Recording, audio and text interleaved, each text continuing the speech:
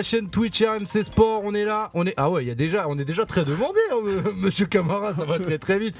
Bienvenue à tous ceux qui débarquent, bienvenue sur la chaîne Twitch RMC Sport. Si vous nous découvrez, sachez qu'on est en live tous les jours de la semaine et qu'on vous fait le meilleur du sport et surtout le meilleur du sport de combat, parce qu'il y a un très gros événement qui arrive la semaine prochaine à Paris. Pour tous ceux qui ne connaissent pas les arts martiaux mixtes, on dit MMA hein, quand on est clairement connaisseur, ça débarque très très fort la semaine prochaine à l'Accor Arena à Paris, le Bellator, on va dire la deuxième plus grosse organisation mondiale de MMA derrière l'UFC, revient en France pour mettre en lumière les combattants de MMA français qui ne font que monter, hein, il faut le dire, le sport a le vent en poupe, et donc Bourama Camara qui est avec nous va combattre à ce moment-là. Si vous vous rappelez de lui et si vous êtes un ancien de la chaîne, on avait diffusé malheureusement le dernier combat qui s'était pas très très bien passé. C'est ça. Mais là on se prépare pour faire du sale pour le prochain combat, et t'es pas venu tout seul parce que t'es avec Mathieu Nico, et alors, avec mon coach. Je savais pas qu'il venait, il est entraîneur de Bourama et on en a discuté il y a à peu près 17 secondes. Véritable pionnier du MMA en France, tu le disais et tu viens de le dire. Premier combat de MMA pour toi en 97 ? Ouais, 97, c'est ça. C'est assez incroyable, c'est que 97, le MMA pour moi n'existait pas. On en reparlera un petit peu tout à l'heure. Bienvenue à tous ceux qui sont dans le chat. Alors pour le match France-Turquie de foot à 6, là, parce que je vois qu'il y a des questions dans le chat, on s'en occupe, on est en train de s'en occuper pour la programmation. Donc ne vous énervez pas, hein, je le vois. Je vous l'ai expliqué un petit peu plus tôt. On verra ça pour le reste de la semaine. Je découvre Bourama et le combat au Bellator Paris. Mais quelle catégorie ? En welterweight, je crois. T'as vu, les mecs qui répondent à ta place. Donc on va le faire. S'y connaissent un peu. T'as vu ça, effectivement. Donc t'es combattant de MMA. T'es dans la catégorie des poids welter. Donc c'est les moins de 77 kg. Je vais vous montrer dans le chat. J'ai créé une petite commande. Vous allez voir, ça c'est bien fait. Vous tapez point d'exclamation poids. Et il y a absolument ça qui s'affiche, le petit visuel. Vous avez les catégories de poids en MMA avec du coup un lien qui vous redirigera, qui est hyper long, qui est dégueulasse. Voilà, bref. Et les welter, c'est moins de 77 kg. C'est ça. C'est la catégorie. C'est qui le champion des welter au Bellator ? Amosov. Ok. Amosov, solide concurrent. Solide, ouais. Très solide. Et c'est une catégorie qui est assez appréciée en général dans le MMA, parce que souvent on dit que c'est une catégorie des poids assez normaux des êtres humains qui sont assez athlétiques, etc. Et on retrouve autour des combattants assez complets là-dedans. Toi, je dirais que j'ai envie de te demander, c'est quoi ta spécialité dans les MMA ? T'es plutôt quelqu'un qui va chercher des KO, t'es plus un mec du sol, en vrai, je vais pas forcément chercher le KO ou la soumission, mais je me loupe pas quand on me donne une opportunité, quoi. Ouais. Toi, tu cherches l'ouverture, t'es le stratège. Je cherche l'ouverture, ouais. Un peu la faille. Ouais. C'est toi qui lui transmet ça. C'est quoi sa grosse qualité de combattant ? Après, je crois que nous, à la FFA, on forme des combattants de A à Z. Bourama, il n'avait jamais pratiqué un sport de combat quand il est venu chez nous. Il n'a même jamais pratiqué un sport en club. Il m'a dit après, c'est son premier sport en club. Jamais, aucun sport. Donc on les forme à la discipline, donc aussi bien en boxe, en lutte au sol. Et après, chaque combattant va développer un petit peu ses spécificités, va développer son propre style. Et c'est vrai que Bourama, il a une morphologie particulière. Il est très grand, il est très longiligne. Donc on a évidemment essayé d'axer sur ces aspects-là. Après, c'est vraiment un combattant qui est très très complet, qui est capable d'être dangereux debout et au sol. Okay. Aussi bien avec des grosses percussions, il frappe fort, qu'avec un jeu de soumission très efficace aussi, travail grand and pound. Donc vraiment la victoire peut venir à n'importe quel niveau.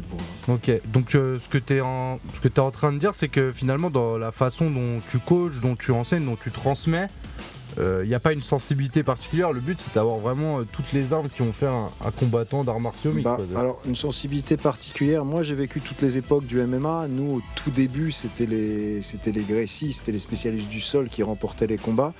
Mon style de combattant, moi, j'ai essayé d'être complet, mais quand même avec une affinité plus particulière pour le sol. D'accord. Après, en tant que coach, en tant qu'entraîneur, je veux pas bloquer un combattant sur une ligne, c'est-à-dire que si je vois qu'un combattant il a vraiment des aptitudes pour la boxe pied-point, qu'il est très explosif, bien sûr il faut qu'il sache combattre dans toutes les disciplines. Donc on va lui montrer comment combattre dans tous les aspects du combat, mais s'il y a un potentiel dans un secteur particulier, on va essayer de l'aider à exploiter ça. Voilà. Ok. Et toi, comment t'es arrivé au MMA du coup? Parce que on sait que pour les gens, ça peut venir de plein de manières différentes. Alors, par exemple, moi je te dis, je me suis intéressé au MMA parce que je me suis fumé aux jeux vidéo, tu vois, par exemple. Il y en a d'autres, c'est les films d'arts martiaux. Il y a des mecs qui se battaient dans la rue tout le temps et se sont dit, bon bah, peut-être en faire quelque chose parce que ça me sert pas vraiment à grand chose dans la rue. Toi, c'est quoi le lien que t'as eu avec ce sport qui s'est dit, il faut que je me mette à ce sport-là, c'est quelque chose? Moi, je me suis beaucoup entraîné tout seul parce que j'ai beaucoup couru plus jeune tout seul comme ça. Et un jour, je rencontre un ancien de la Free Fight Academy, Racine Batouche, Ok. en extérieur, en faisant du street workout. Ok. Donc c'est quoi, tu faisais des tractions C'est ça, comme et ça, ça avec lui. On se voyait régulièrement, 2-3 fois par semaine. Et il m'a dit, moi je fais du MMA, moi j'ai toujours voulu faire un peu de boxe et tout, parce que j'aime ça. Et j'ai souvent fait des bagarres au collège et tout, mais... Ah ouais? Et il me dit, moi je fais, il avait déjà fait quelques combats en amateur et il me montre des vidéos. Moi je fais, bon, c'est cool. C'est quoi, c'est quel âge à peu près ça? C'est quoi, t'es au C'est lycée 18 ans, un peu après? 18, Ok. 19, ouais. Après le Ouais, lycée Ouais, après le lycée à peu près, ouais. Ok. Et il me dit, il me montre ses vidéos, tu vois. Ouais. Et je me dis, bon, moi aussi, je veux bien essayer pour voir. Et j'habitais juste à côté, parce que la salle est à Vitry et moi j'habitais à Choisy-le-Roi. Et il me dit, bah viens, je viens, premier cours d'essai et tout. C'était avec Gary Kono, tout premier cours. Et depuis, je suis jamais reparti, quoi. Incroyable. Juste un cours, le Donc premier en cours, fait, ouais, c'est ça, tu t'entraînes dans la rue, tu fais un peu de muscu, C'est un ça. peu d'entretien, C'est ça, ouais. ce que tout le monde devrait faire normalement. Et c'est ça, je finalement, rencontre quelqu'un et il m'emmène dans sa salle où il s'entraînait et je suis resté. premier entraînement, est-ce que t'as vomi? Non. Ah non, moi je dis ça, j'ai fait 2 Non, entraînements non. JJB dans la ville, deuxième j'ai tout lâché, hein. Je te le dis, hein, vraiment c'était violent. Non, pas du tout vomi parce que j'avais déjà T'avais déjà un un bon cœur et tout ça. J'ai une morphologie assez atypique et tout, donc après tu manges les premiers cours, mais Les premiers cours de sol, je pense que ton corps il est jamais prêt, non? de boxe je pense. Ah ouais? De sol, bon, tu survis, tu te fais soumettre quoi. Ça peut être plus court. Bah, Parce que- c'est Omar Sy, il a dit comme toi. Il disait ouais, moi quand je fais des entraînements en boxe anglaise et tout, il dit je peux vomir à la fin. Il dit je ne tire pas le rythme, c'est trop Ouais, dur. Alors qu'au sol, tu te fais soumettre et c'est bon, on reprend. Ouais. Alors qu'en boxe, tu gardes un minimum de. T'as un minimum d'ego, tu veux pas. Ah voilà, ouais, ok. Tu donc, manges tes coups, mais tu te dis, je vais rester debout quand même. Ouais, Mais ouais. voilà. je vois Au ce sol, que- c'est différent, c'est plus technique. C'est une soumission, tu peux rien faire, elle y est quoi. Et là, debout, bon, ça peut durer plus longtemps. Et en vrai, je regardais, t'es relativement jeune aujourd'hui, 25, enfin, j'ai 25, regardé, ouais. 25 ans. T'as combien de combats pro là en carrière? 7. 7 et le bilan? Le bilan, 5 et 2. C'est très bien quand même sur un début de carrière, je veux dire, Ça va, ça va, c'est bien. Et là, on va en chercher une On va faire, nouvelle la mieux. semaine prochaine, C'est tranquillement. ça. Non, mais ok, super intéressant. En fait, t'es plutôt sur le début de ta carrière pro, on va dire. T'es déjà dans une grande organisation Ouais. dans laquelle tu vas faire ton 3e combat, si je dis pas de Troisième combat, bêtises. ouais. T'as déjà un petit peu étudié ton adversaire pour la semaine prochaine? Comment ça va se passer? Oui, on est obligé, en tant que combattant, on est obligé d'étudier notre adversaire. T'affrontes qui semaine prochaine? Romain de Bienne. En fait, c'est ça qui me fait rire parce que c'est un duel franco-français qu'on va C'est avoir ça, en c'est début ça. de carte du Bellator. Même Et- l'année dernière, c'est Ouais. ce que j'avais eu aussi. Et vous êtes deux bons prospects quand même, on peut le dire, dans cette Oui, catégorie-là. Pas du tout les mêmes attributs physiques parce que Non. Romain est peut-être un peu plus petit, Plus petit, et plus tanké. trapu, ouais. Et là, mais en fait, toi, c'est vrai que là, on le voit pas forcément parce que t'es assis, mais en fait, tu m'as 1m93 à peu près. Un peu plus, ouais. Ah ouais, un peu plus. Un peu Pour plus. les poids welter, c'est grand. C'est immense, non? Tu vois, je fais mes parallèles avec les grosses orgas et tout. Je vois pas forcément un profil Non, il y en a pas aussi beaucoup. grand que toi en welter, pour être Non, il y en a honnête pas avec beaucoup. toi. Il y en a pas beaucoup à ce poids-là. Donc toi ça favorise quoi? C'est plus facile, enfin je me tourne vers toi en tant que coach, quand on a un morphotype comme celui de Bourama. Je sais que tu dis qu'il faut être complet, aller vers là où il faut être, mais c'est un profil qui est plus intéressant peut-être pour le combat debout parce que il va plus facilement toucher sans Après, toucher. c'est vrai que les raccourcis qu'on fait, c'était grand, Aïe. t'as de l'allonge et en C'est ça, boxe où t'as C'est l'avantage. beaucoup plus complexe. Après, c'est pas si clair et c'est pas si tranché que ça. Son adversaire, Romain de Bienne, par exemple, qui est un gars très trapu, très puissant, Ouais. c'est en boxe que pour le coup il est le plus dangereux dans ses combats, tu vois, donc c'est pas forcément lié au morphotype. Et puis c'est pareil, les longs segments, tu peux les utiliser au sol pour aller chercher un étranglement. Donc c'est pas aussi tranché que ça. Après, il y a des aptitudes, il y a des sensibilités. Tu vois, un combattant peut avoir plus de facilité dans un domaine ou l'autre. Avec Bourama, ce qui est bien, c'est qu'il aime tout. Donc on a pu développer aussi bien la partie percussion que la partie sol. Ok. Et toi, je dis ça de manière un petit peu anodine. Le MMA, au-delà de ce que toi tu fais, parce que aujourd'hui c'est partie de ton taf, tu taffes à côté au niveau des revenus, etc. Comment ça se passe? Tu vis du MMA? Je travaille à côté. Ouais. Tu fais quoi à côté? Moi, je suis électromécanicien. Ok. Chez Suez. Ok. Dans une usine d'incinération des déchets. D'accord. Des ordures ménagères. Ok. Ils te sponsorisent Suez ou pas? Non. Bah les gars, qu'est-ce que vous faites Vous avez un mec qui est au Bellator, genre. On leur a demandé, mais ils veulent pas. Après, envoyez-leur des messages. J'avoue, bah attends, l'énergie développée par un coup de poing, il y a plein de trucs à faire quand même. Ouais. Je veux dire. Mais c'est bien, on va t'embaucher pour aller nous recruter envoyez-leur des messages à fond. Je suis un ancien commercial, les gars, vous faites bien. Ça peut vous servir. Non, je voulais voir avec toi, et bon, ça va être un peu le sujet relou, mais sur le dernier combat, nous on l'a regardé, la défaite, on était déçus, c'était une décision partagée, donc je rappelle pour ceux qui sont dans le chat qui savent pas ce que c'est qu'en gros il y a deux juges qui ont donné vainqueur ton adversaire, il y en a un qui t'a donné vainqueur toi, donc ça veut dire que dans la tête d'un juge t'avais gagné, donc légitimement il y avait peut-être possibilité aussi que tu gagnes vraiment aux yeux de tout le monde. Qu'est-ce que tu penses à pêcher dans ce combat là qui a pas fait la diff ou une erreur par exemple que tu vas pas reproduire la semaine prochaine? Ce qu'il faut pêcher, c'est le combat dans son ensemble. C'est du début jusqu'à la fin démarrer fort déjà dès le début. Pas se faire surprendre. Ouais. Tu t'es fait surprendre au dernier, tu trouves? Non, au premier round peut-être. Sur l'emmener au sol. Mais c'est tout. En vrai, sur le combat en entier, il n'y a pas eu. Mon adversaire, il n'a pas fait grand-chose non plus. Mais moi, je pense que, vu mes aptitudes physiques, athlétiques, etc., j'aurais pu faire beaucoup plus. Ouais. Voilà. C'est quoi, il y avait quoi un peu il y avait un côté mental ou c'est juste, t'as pas pu développer ce que tu voulais au bon moment? C'est vraiment, t'as pas pu développer et dans un combat, tout ne s'explique pas. Ouais. Non, mais parce que nous, moi je suis pas dedans. C'est pour ça que je l'explique, tu vois. Je me dis, c'est pas intéressant. Dans un combat, tout ne s'explique pas. Voilà, c'est pas une science infusant. Et voilà, il y a des choses qui arrivent pendant le combat, on s'entraîne pour éviter ces choses-là, mais des fois ça arrive et voilà, on aurait pu faire beaucoup mieux sur ce combat. L'important c'est que... Sur tous les domaines, que ce soit au sol, en lutte et en boxe surtout, voilà. Mais on n'a pas pu faire ça, mais pour les prochains... Après, ça fait partie aussi de la construction dans un jeune combattant. Enfin, c'est bête à dire et je sais qu'il y a vraiment des pieuses qui vont dire non mais c'est vraiment une phrase de loser, etc. Mais le MMA c'est clairement un sport dans lequel, en sortant d'une défaite, tu peux apprendre des trucs et ça va aussi renforcer ton expérience. Enfin, il y a beaucoup d'exemples qui nous ont prouvé que ça pouvait être le cas, non? Oui. Après, là, ce qu'il faut savoir, c'est que Bourama, dans ses 7 combats, il y en a 2 qui ont lieu au Bellator directement. Ouais. Donc, c'est forcément pas des gars simples. Donc, c'est un jeune combattant, mais qui est déjà monté très vite. Et effectivement, les game plans, les stratégies, le moindre petit détail va jouer dans un sens ou dans l'autre. Sur le dernier combat, décision partagée, on n'a pas pu faire la différence de façon assez nette. Ouais. Et peut-être parce que, comme disait Bourama, il a été un peu long à démarrer. Il reprenait l'ascendant au fil des rounds, mais du coup, peut-être laisser un peu surprendre au premier round, et c'est ça qu'il ne faudra pas faire au prochain. Okay. Il faudra prendre l'initiative, en fait. Est-ce que... Enfin, je sais pas, parce que c'est un peu des déductions rapides qu'on peut avoir. La dernière fois, tu combattais pas à domicile, si je dis pas de bêtises. Non.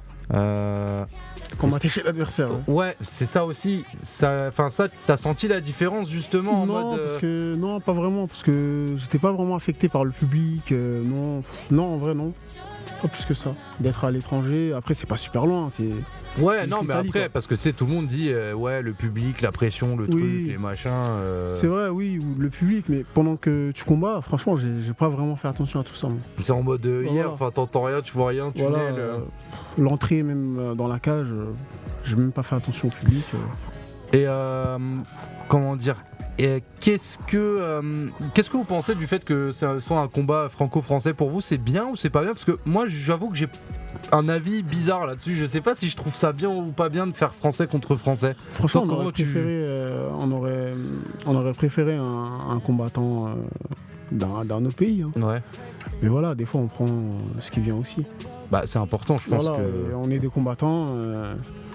C'est comme si on disait les Américains, il faut que s'affronter entre eux. C'est pas faux ce que tu dis. Dans les plus grosses orgas, les Américains ils sont là et il faut que s'affronter. Non mais c'est ça, parce que en fait, je dis ça et t'as raison de rebondir là-dessus parce que tu sais la manière dont je le dis, c'est vraiment parce que je me dis, putain c'est con, il y en a un qui va forcément perdre. Enfin, il y a de fortes chances qu'il y en ait un qui perde. Parce que je rappelle, le match nul c'est rarissime en MMA. Et je me dis, bah ça, en fait ça me mitige un peu parce que je me dis, ah c'est relou, il y a un combattant français qui va prendre une défaite en plus. Donc peut-être que dans son bilan et dans une orga mondiale après ça lui tiendra rigueur. Alors qu'en fait il a combattu contre un mec de chez lui. Enfin, bref, là je me fais des calculs dans la tête, c'est un petit peu bizarre. Et j'ai tellement envie que tout le monde réussisse, c'est un peu bizarre.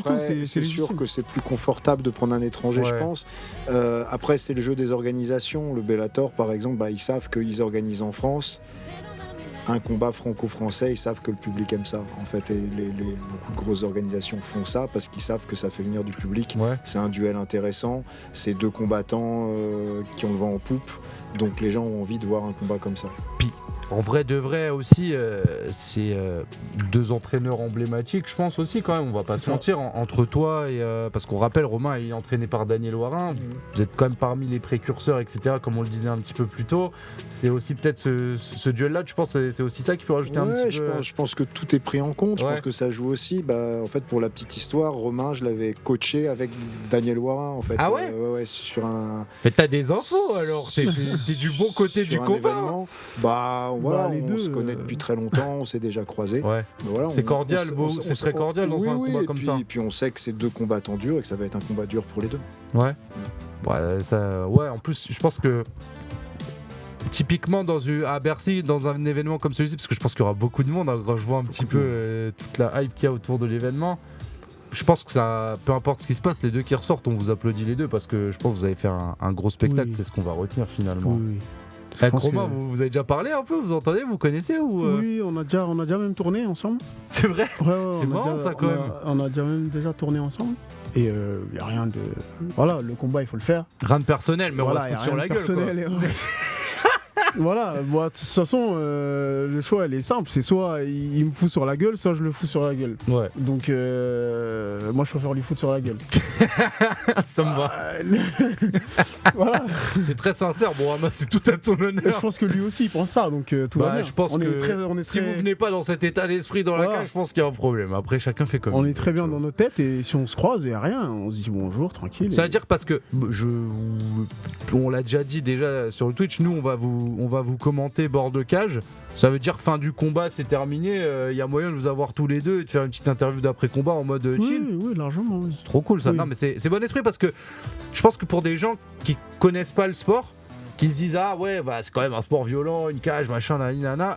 Franchement, rendez-vous compte que, c'est vrai qu'il y a cet instant qui est violent dans la cage, mais après un combat, moi je vois très souvent des mecs qui s'enlacent, des mecs qui se checkent, des mecs qui se parlent, des mecs qui se disent vas-y, parce que on fait la même chose quoi. C'est assez compliqué quoi. Enfin, la préparation, on sait que c'est difficile. Il y a plein de choses qui sont difficiles, la perte de poids. On sacrifie beaucoup de choses. Donc on s'en rend compte, tu vois, après le combat ou même avant. Donc on se félicite en fait, c'est tout. Parce qu'il y a un respect, parce que quand t'as enduré la même chose que le mec en face de toi, il y a un lien direct qui se crée, je pense. Voilà, il y a beaucoup de choses que le public ne voit pas. Des fois, on est malade, on est obligé de s'entraîner et tout. Mais ça, notre adversaire, il le sait, lui. Non mais j'aime bien, on peut aussi respecter l'athlète, oui, c'est important pour ceux qui sont dans le chat. Qu'est-ce que je veux dire? Alors juste, je précise parce qu'il y en a plein qui venaient pour le match de foot France-Turquie, alors ça a été annoncé sur le groupe Facebook de la Fédé, ça a été annoncé d'aucune partie par RMC Sport, en fait c'était annoncé par personne parce que je veux être très honnête avec vous, la diffusion était censée être annulée hier. Si ça a été annoncé et pas corrigé, c'est en fait pas du tout de notre faute et on est en train de travailler pour vous faire profiter du reste des matchs sur le reste de la semaine, juste pour que vous ayez la réponse à vos questions, parce que je vous vois en train de déblatérer depuis tout à l'heure et je sens que vous êtes pas bien dans le chat. Pour revenir à Bourama du coup, parce que c'est quand même le sujet qui m'intéresse, c'est quoi ton objectif là dans le MMA au sein du Bellator? C'est monter, chercher une ceinture, ou t'es pas encore à ce niveau-là, ou t'es plus en mode en train de te construire et dis allez, étape par étape, je vise pas trop haut? Comment tu te Non, sens par rapport à ça? il faut toujours viser un peu haut, mais on y va pas à pas. Hein. Ouais. On y va tranquillou, on prend nos combats, on étudie nos adversaires, on fait nos combats et on essaie de monter petit à petit, quoi. Tranquillement. Ben, voilà. Il y a des combattants qui t'ont inspiré, en dehors de ceux qui t'ont amené dans les MMA, par rapport à des combats que t'as vus, des combattants ou des trucs comme ça. Je sais pas si tu regardais des orgas ou des événements, ou si t'es resté très focus sur toi par exemple. Moi, je suis un peu de la génération, je suis un peu arrivé dans les MMA, dans la comment dire, comment dire, John Jones. Ok. Partie John Jones, vraiment. C'est une montée mondiale qui commence à être intéressante en France. Ouais, même pas, il était déjà super haut. Ouais. Parce que moi, j'ai commencé le MMA en fin 2016. Ok. Donc, il était déjà super haut, mais c'était le combattant qui m'inspirait le plus. Ouais. À cause du type de combat, à cause du physique, il y a plusieurs trucs qui te parlaient. Le physique, parce que il y a une similitude. Mais le style de combat très agressif, le sol, parce qu'il est très complet. Lui, il s'en fout complet. Si tu me luttes, je te lutte. Tu m'emmènes au sol, je t'étrangle. Ouais, pas vraiment de soucis. Voilà, quoi. pas vraiment de soucis. Et moi, ça me plaît beaucoup, parce que je suis un peu comme ça. Moi, Ok. je prends... Faut rien me donner, je prends. Est-ce que t'as un mot pour Romain? Alors, je vais pas te demander de faire du trash talk où ça s'insulte et tout, Ouais. mais pour me mettre un petit peu d'épices sur ce combat, la face caméra, et pour que les gens se comprennent que ça va être un très beau combat, Bourama Camara contre Romain Debienne. Qu'ils viennent prêts, moi je suis prêt. Dis-lui là, Simplement. il est là le Qu'ils viennent prêts, Romain, et ça sera cool. On va bien s'amuser dans la cage apparemment. C'est ça, on va bien s'amuser. Est-ce que toi t'as une signature un peu dans ta manière de combattre, un truc à toi, un truc qui est particulier? Est-ce qu'il a ça ou un peu? C'est un peu ce qu'on disait, tu vois, quand il disait que c'était John Jones son inspiration. Ce serait quoi la signature de John Jones pour toi, par exemple? Tu vois, c'est un combattant qui est très longiligne. En vrai, je te très dirais grand. l'oblique kick, peut-être, tu vois, un petit Ouais, truc. c'est vraiment son truc à lui. Peut-être qu'on verra ça le jour du combat aussi de la part de Bourama. Voilà. J'aime bien. Non, ouais, pas révéler le game plan, mais donc ton adversaire, donc comme tu disais, Romain, c'est plutôt bon boxeur, trapu. Mais après, Romain, c'est un bon boxeur trapu, Il mais change de poids aussi, hein, c'est pas... qui a une bonne attaque aux jambes aussi, qui est capable d'avoir une bonne lutte aussi. Ouais. Donc je pense que ça va être un combat explosif, de toute façon, sans donner de game plan, et que ça serait pas étonnant que ça aille pas à la fin des 3 rounds. Ok. Par rapport à parce que toi t'as un vécu dans le MMA quand même, que si on prend le temps de le raconter, je pense qu'on finit jusqu'à 20h, 22h ou quelque chose comme ça. Mais en termes de prospects, quand tu vois Bourama, quand tu vois Romain, etc., tu dis ah ouais, ces deux-là, c'est des gars qui vont monter fort, c'est solide. Il y a un gros potentiel. En fait, il y a un gros potentiel, mais moi, ce que je te dirais surtout, alors Romain, je l'ai croisé, on a discuté, mais je l'entraîne pas, je le connais pas bien. Recentrons sur Bourama. Après, je vendre 2-3 trucs. On travaille sur l'Hexagone MMA aussi. Je fais le matchmaking de l'Hexagone MMA. D'accord, Romain a déjà combattu pour nous aussi. Okay. En tout cas, je peux te parler de Bourama. La qualité principale de Bourama, c'est le sérieux dans le travail. C'est quelqu'un qui lâche rien à l'entraînement déjà. Il lâche rien en combat, mais il lâche rien à l'entraînement non plus. Il y a une régularité, une rigueur dans l'entraînement. Ouais. Et je pense que ça, en termes de prospects, parce que j'ai déjà, ça fait plus de 25 ans que j'ai une salle, que j'entraîne des combattants. On en a très souvent des gars qui arrivent à la salle et tu vois lesquels sont bons. Tu vois lesquels vont progresser vite. Mais il y a un deuxième facteur, c'est pas forcément ceux qui progressent le plus vite au début qui vont aller le plus loin, parce qu'il y a un facteur régularité, stabilité dans la tête qui est très très important. On a eu des gars très très bons, mais où il y avait des hauts et des bas, et qui, au bout d'un moment, lâchent en fait, ou sont pas réguliers à l'entraînement. Et c'est cette rigueur, cette régularité qui est la force de Bourama. Ouais. Et c'est marrant parce que je t'avais croisé, sans le savoir, je crois que c'était pas très longtemps après ton dernier combat, je crois que je t'avais croisé dans les couloirs d'un Ares ou quoi. Et il y avait les gens qui l'arrêtaient. Je me suis dit, c'est marrant. Mohamed, tout le monde l'arrête comme ça, il est trop content, il serre les mains, il fait des grands sourires à tout le monde. Il n'y a rien de. Voilà. Les gens ils sont contents parce que le MMA c'est un peu le sport du moment et ils retiennent les visages. Moi je suis quelqu'un de très simple. Tu veux prendre une photo, on peut rigoler moi. Bah ouais, j'ai kiffé cette image parce que je l'ai vu en pur spectateur. Je faisais la queue pour aller aux toilettes et tu connais la queue du Ares, c'est t'attends 8h30. Je vois exactement d'où. Je vois exactement je voyais que tu t'arrêtais et je vais te dire, j'étais content pour toi en vrai parce que je me suis dit, c'est pas le combattant, t'es pas le combattant le plus exposé ou plus métier ou plus sur les réseaux ou quoi. Je me suis dit putain, les mecs ils le reconnaissent, il se passe vraiment un truc sur le MMA, ils commencent vraiment à connaître les combattants français. Je vais me retourner vers toi encore une fois. Toi qui vois l'évolution du MMA au stade où on en est aujourd'hui en France, toi qui as connu les heures, c'est même pas les heures sombres parce que c'est les heures dissimulées en vrai, c'est les heures qui n'existent pour personne, c'est presque des légendes urbaines en vrai.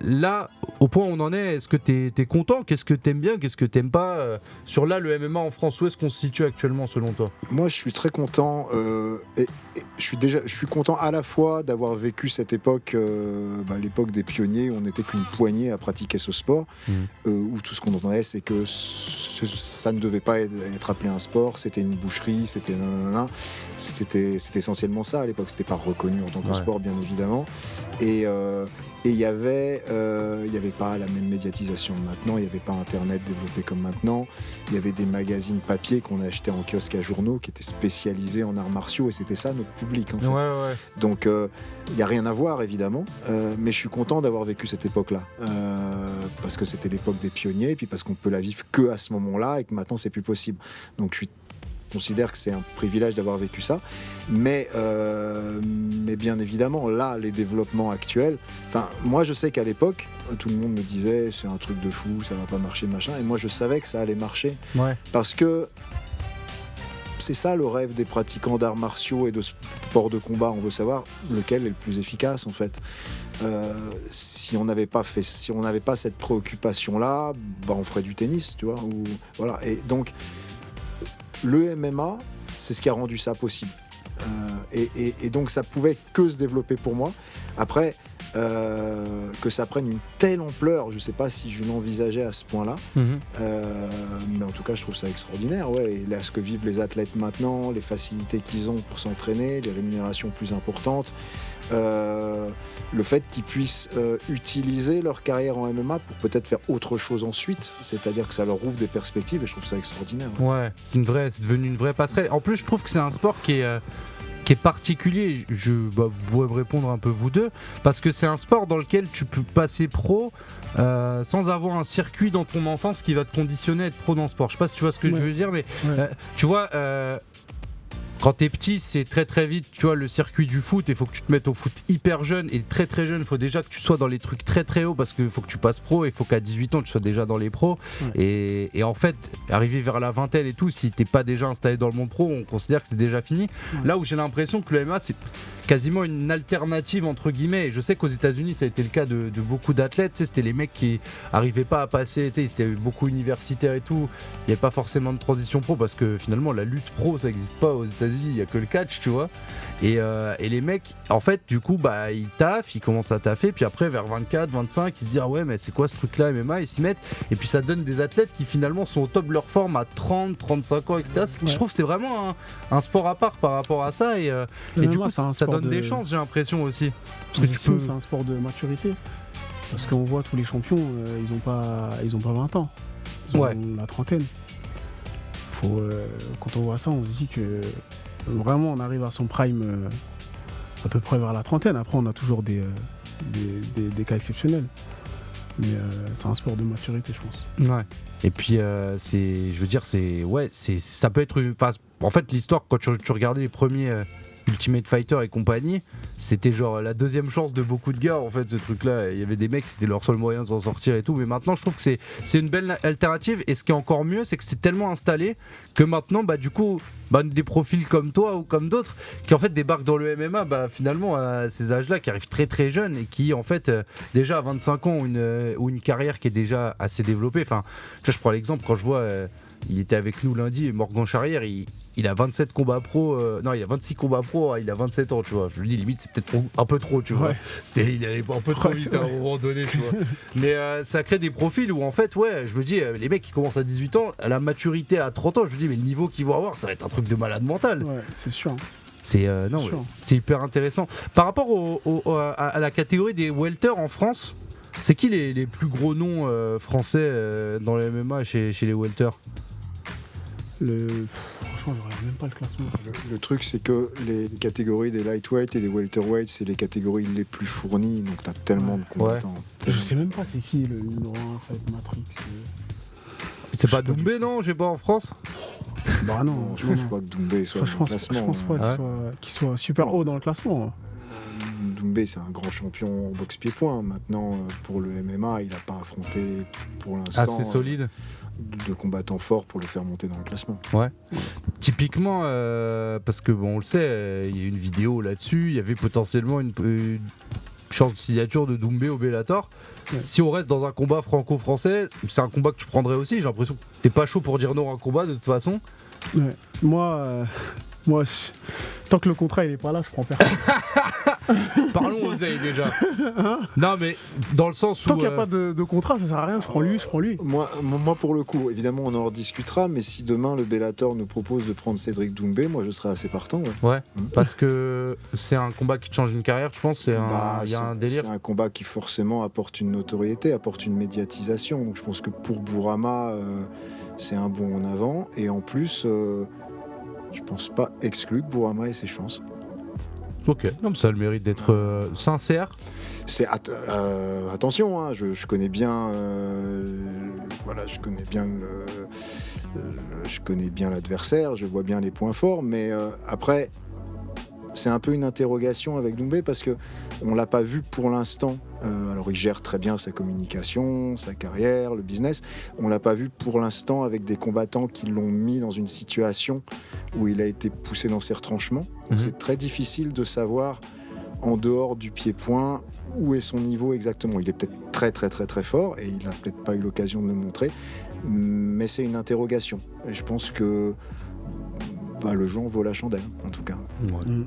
Et puis ça peut être un combat sympa aussi. Je pense que ça donne une physionomie de combat. Enfin, je vois pas tout le déroulé ou quoi. Je suis pas en train de me faire un film dans la tête où je me dis qu'il peut y avoir quelque chose d'intéressant parce que c'est vrai que je me dis que tous les adversaires qui tombent contre toi, à chaque fois ils doivent regarder la fiche. Je fais attends, 1m93, c'est relou un peu quand même. C'est compliqué. C'est un peu grand, ouais. C'est un peu grand. Mais bon, on est grand. On n'a pas non plus tous les attributs physiques d'une personne plus petite, plus trapue et tout. C'est le combattant, il doit trouver un juste équilibre entre la force, l'énergie, la gestion de son cardio. Il y a tout un équilibre, il n'y a pas que le physique. Oui. Voilà, il y a tout un équilibre à avoir. Et un combattant, il n'est jamais assez équilibré. Il y a toujours un problème. Il y a toujours un rééquilibre. Il faut toujours rééquilibrer. C'est ça. Ouais. Et qu'est-ce que tu parlais tout à l'heure un petit peu les poids, les pertes de poids, etc. Ah oui, il parle de Baki. Effectivement, comment j'ai pu oublier Baki en plus. Salut, c'est vrai qu'il aussi qui est très très bon dans les prospects. Les pertes de poids pour tomber à 77 kg, pour toi c'est compliqué, ça va ou ça va. C'est typiquement il y en a qui galèrent. On va en parler on parlait de Cédric il y a 2 minutes. On sait que ça a pu être très problématique pour lui. Moi je peux galérer, mais c'est vraiment à la fin parce que j'ai pas beaucoup à perdre. Et d'accord. Je me prends à la. T'as quel poids là par exemple là aujourd'hui? Je suis à 84 kg maximum. 84 et tu dois perdre 7. Sachant que tu t'es pas encore déshydraté et compagnie. Rien du tout. Et que on rappelle, c'est un peu l'exercice qui est fait. C'est ça, je suis pas un gros cutter. Ok. Donc a priori c'est pas trop difficile pour toi, enfin ça va. Non. Pas trop difficile sur la longue. La dernière semaine c'est toujours difficile. Oui. Mais si c'est bien fait, t'es pas en galère. Enfin, t'as jamais raté un poids ou un truc comme ça? Non. Mon premier combat. J'ai pris la gorgée d'eau qu'il fallait pas avant. Non, c'était pas mon premier combat d'MMA, parce qu'en MMA, j'ai jamais raté le poids.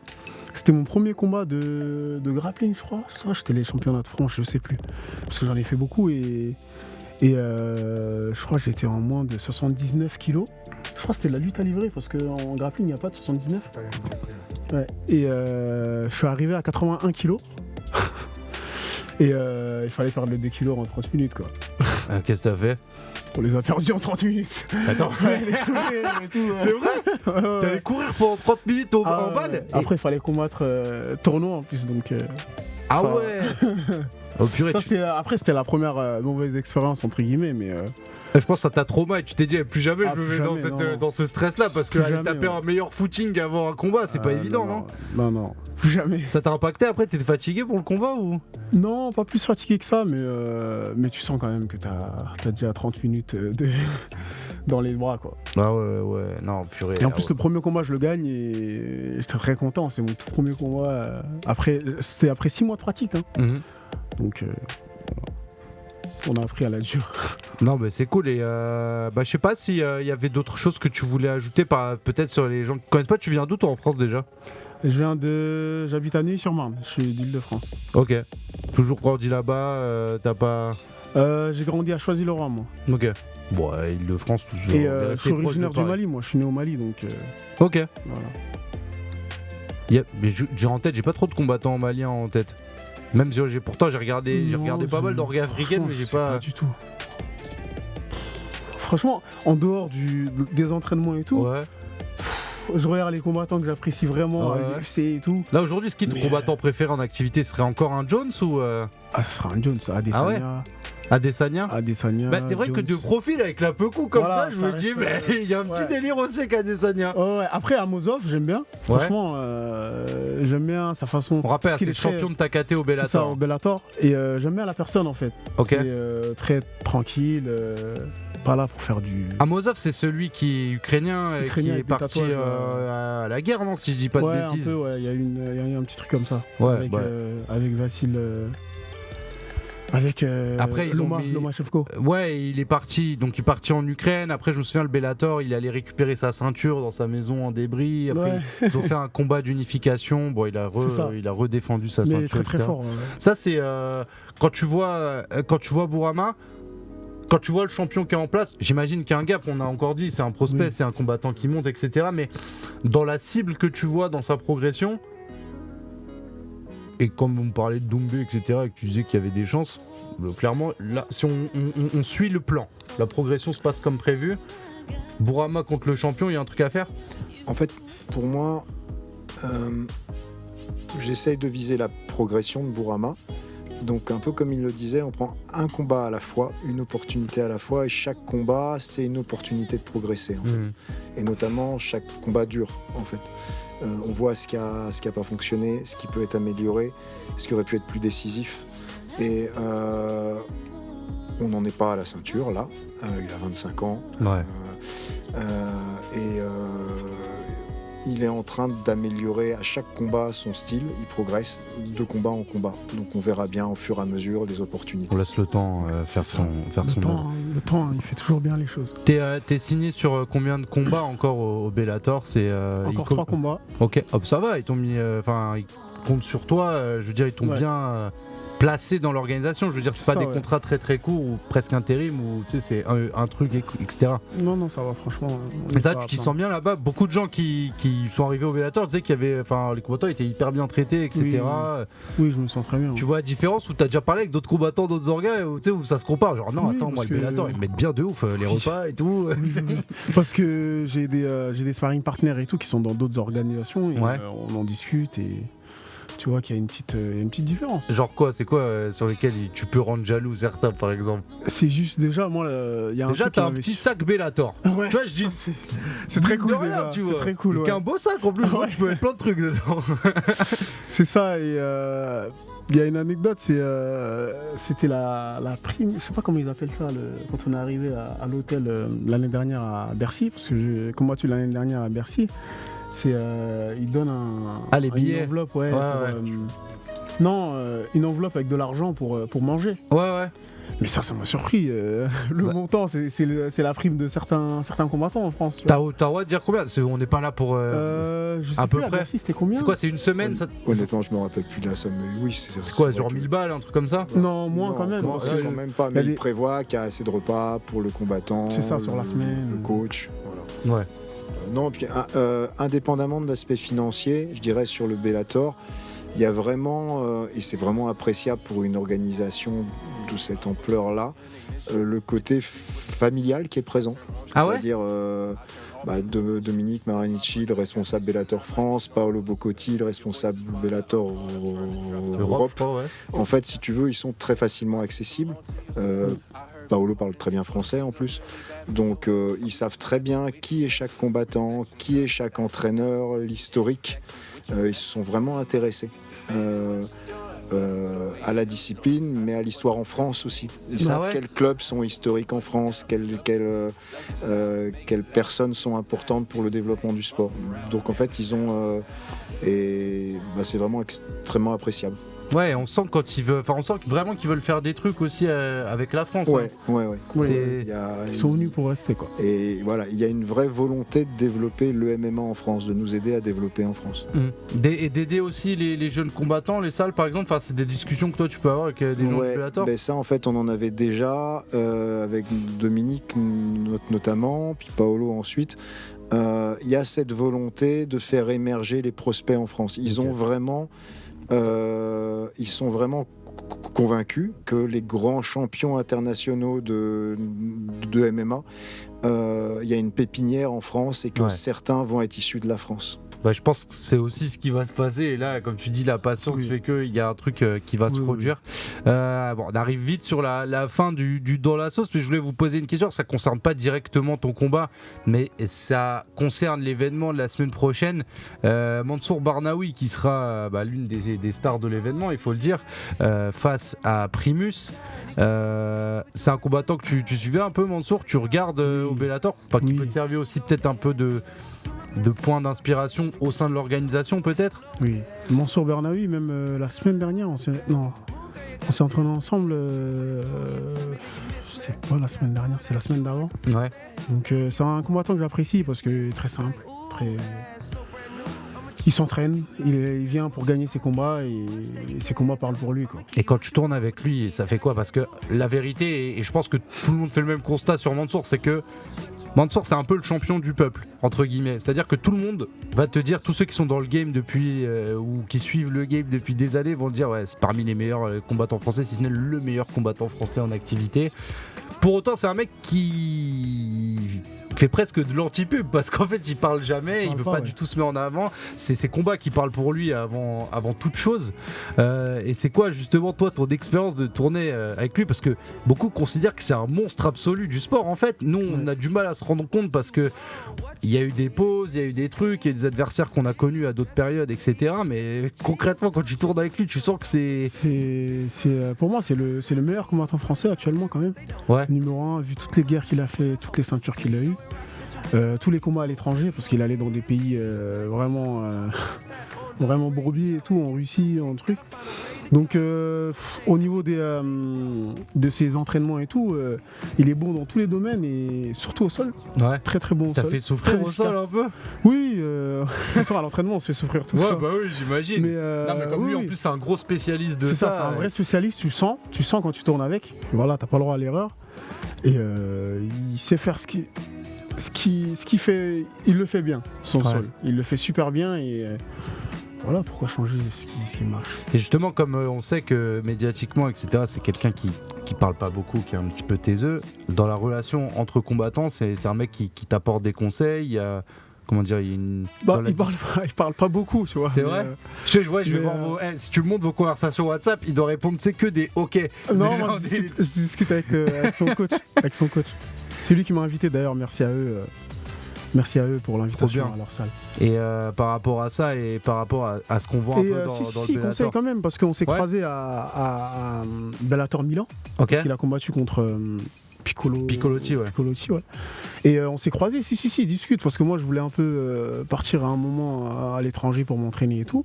Il m'a donné quelques conseils quand même. C'est parce que lui, ça fait partie intégrante de son parcours, quoi, de vraiment partir partout, essayer d'aller s'entraîner, de devenir le meilleur. Je pense que quand il apprécie la personne, il discute. Ouais. Tu penses qu'il peut aller chercher la ceinture de Nurmagomedov là au Bellator? Oui. Alors toi aussi, je te vois hocher la tête. En fait, parce que quand tu parles de Mansour, moi je crois, je sais pas si c'était le premier, mais en tout cas l'un de ses tout premiers, peut-être son premier combat, c'était contre un de mes élèves, et donc c'était en pancrace en France à l'époque, le MMA n'était pas légalisé. Je rappelle, pancrace, c'était pas de percussion au sol. Et c'était en ring aussi à l'époque, et en fait je le connais depuis ses débuts, Mansour en fait. Il est venu faire quelques prépas aussi à la Free Fight Academy. Je connais le parcours depuis le début, et donc c'est vraiment appréciable, et ça doit vraiment être une source d'inspiration pour la génération de maintenant, je pense. C'est vraiment quelqu'un qui est pareil, un peu comme on disait. Alors, je n'ai jamais beaucoup échangé avec lui, on s'est croisés quelquefois avec son coach aussi, mais c'est un peu ce qu'on disait, tu sens sans parler que c'est quelqu'un. Il y a une régularité, il y a une rigueur incroyable, un travail, et que c'est de cette manière-là qu'il est devenu bon.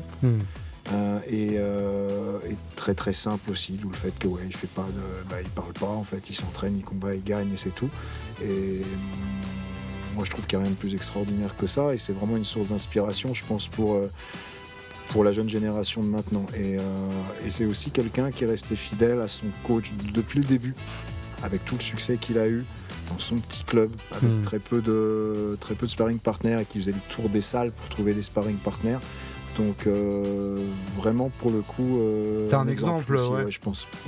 Bon, Ousmane Nurmagomedov, attention à toi quand même. Ouais, moi je pense qu'il peut largement prendre la ceinture et prendre même les 1 million. Donc. Déjà, faudra aller chercher Primus la semaine prochaine. Pour commencer, on va pas sauter les étapes.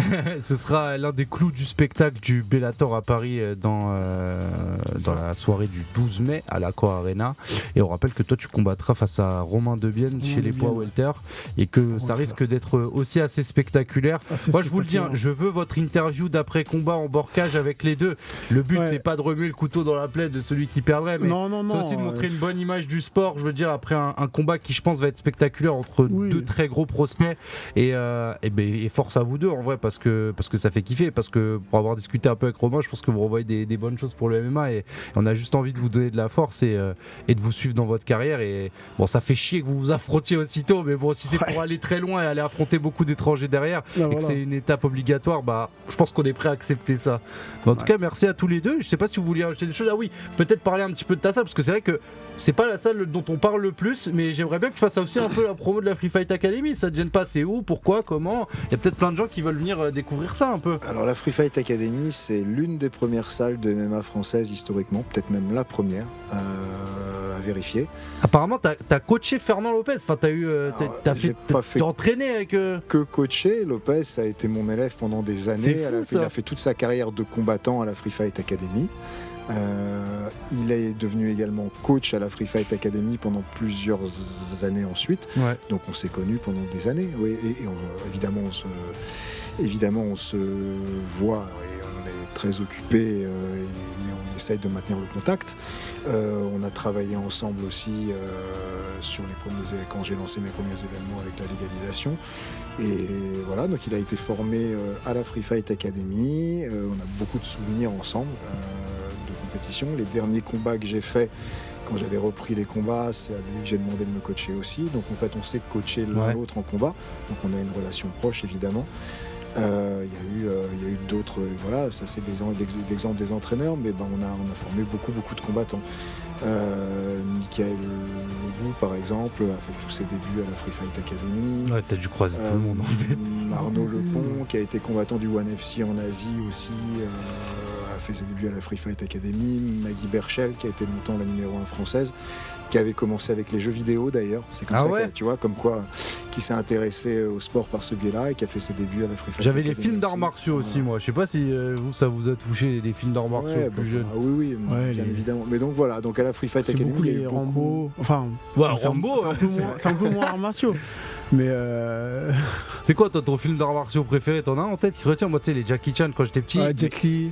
Et moi en ce moment c'était j'avais vu un film d'un mec qui s'appelle Donnie Yen, c'est celui qui fait les Hitman et tout là. Ouais. Incroyable. Mais moi, Il me fait mon kiffer. film d'arts martiaux préféré, c'est Hong Bak. Ah ouais, Tony Jaa. Voilà. Hong Bak, et ça, il y a aussi ouais. un autre film, c'est The Raid. C'est aussi en Thaïlande. Ah ouais. Et ça, c'est très très bien. Toi t'en Franchement. as des petits films cultes un peu comme Bah, ça? alors moi c'était Bloodsport à l'époque Ah de bah Van Damme, oui. au tout début, mais ça, Ouais. ça remonte à très longtemps. Forcément. Mais tu vois, c'est ça, nous quand j'ai vu le MMA apparaître, pour moi c'était Bloodsport qu'ils avaient fait en vrai en fait. Ah ouais. Et c'est marrant parce que tu vois, je vous parlais de Donnie Yen, tu sais, aujourd'hui c'est un peu le mec qui fait les films de combat et qui fait des combats dans plein de films et tout. Et lui il a dit, je me suis inspiré du MMA pour rendre mes combats plus réalistes parce qu'en fait j'avais pas de jujitsu et tout dans les films de combat et tout, du coup c'était naze. Il a dit ouais j'ai rajouté Et ça. en fait, là maintenant, on voit beaucoup ça dans les films de maintenant. Il y a des scènes T'as beaucoup vu plus réalistes. Moi, le premier film que j'ai vu où il y avait une inspiration réaliste comme ça, c'était L'Arme Fatale avec Mel Gibson. Ok. Et je crois que les Gracie avaient participé à la chorégraphie des combats. Et D'accord. ils gagnent un combat par étranglement en triangle. Ah ouais. Et c'est la première fois qu'on voyait ça au cinéma, il me semble. Ah bah mais attends, mais là tu me donnes des rêves de fou, j'ai envie d'aller checker ça. T'as des réseaux sur lesquels tu veux qu'on te suive, Bourama, principalement parce que bah donner la force, c'est aussi aller t'encourager un peu sur Instagram. les réseaux, c'est important quand même. Instagram. On va mettre ça dans le chat. J'imagine que c'est ton nom prénom. T'as fait ça ou tu nous as ouais, mis un petit surnom des familles? Non, même pas. Même pas, très simple. Très simple, toujours très simple. Efficace, Bourama, rapide. public, c'est mon nom, c'est facile. Allez donner un petit peu de force à Bourama. On vous rappelle qu'il combat vendredi prochain, le 12 mai, à Corena. On a les horaires fixés déjà sur la carte parce que nous Je les on ai n'est même pas pas. sûr. Je les ai même pas exactement. Donc, Vers 17-18h, commencez à je sais même rentrer, pas ratez l'ordre, pas ça. Je sais même pas quel ordre de combat. donc. Faut pas rater l'entrée, effectivement. Bah ouais. Il y en avait sur le dernier combat de Bourama à Bercy qui sont arrivés pendant le combat. Non. et- Il y en a qui sont arrivés juste après. Et...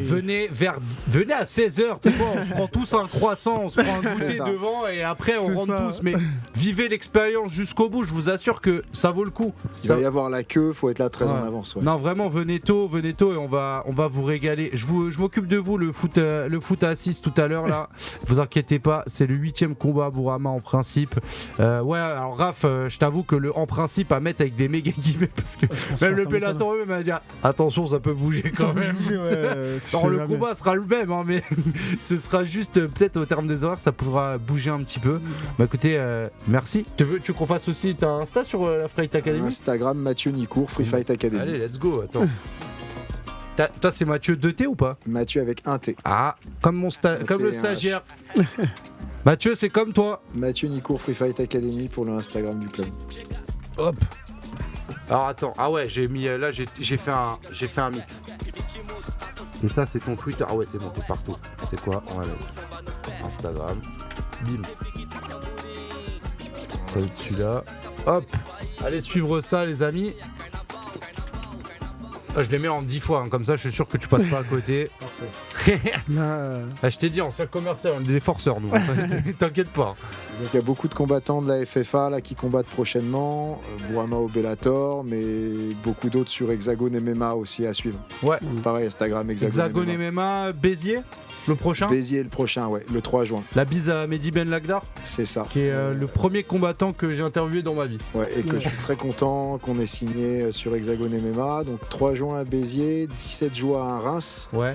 et 28 juillet sur Orange au théâtre antique de Orange. Comme si c'était dans les, C'est pas vrai. comme si c'était Mais attends, dans les arènes romaines. Mais mon père il habite là-bas. C'est Putain, voilà. je suis carrément chaud de débarquer quoi pour le faire découvrir. Je te Ouais, jure. voilà. Ah non, ça me régale. Mais aussi, la qualité du combattant n'est pas. Il faut pas le lier à son compte Insta, le nombre d'abonnés. Ah Il y a pas non. que ça. Voilà, il y en a qui. Ah, tu qui voulais font- pas. Non, mais vas-y, Voilà, passe le c'était juste un message. message que le nombre d'abonnés Instagram, etc., ça fait pas la qualité du combattant et il faut chercher plus profond. Pourquoi tu dis ça? Parce que tu trouves qu'il y a des mecs qui ont trop d'abonnés ou que les gens Non, ils suivent les gens j'estime parce pas qu'ils que- ont beaucoup d'abonnés, ils pensent qu'ils sont forts? Non, j'estime pas que les gens ils ont trop d'abonnés, on n'a jamais trop d'abonnés, mais. C'est une très bonne réponse, ça.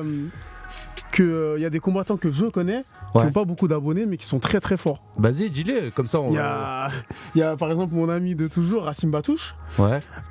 Faut que tu m'épelles les blazes, mais vas-y, on lâche tous leur Insta si tu veux. Ouais, Alors Racine. là, R- pour le coup, ça va lui faire bizarre à Racine Batouche parce que son Insta, il s'en est tellement jamais occupé. de Ah ça, ouais. Vas-y, moi que ça va. s'il ça va- commence ça à va avoir tout des bizarre. abonnés, en fait, il C'est va un trouver C. ça très Un étrange. C.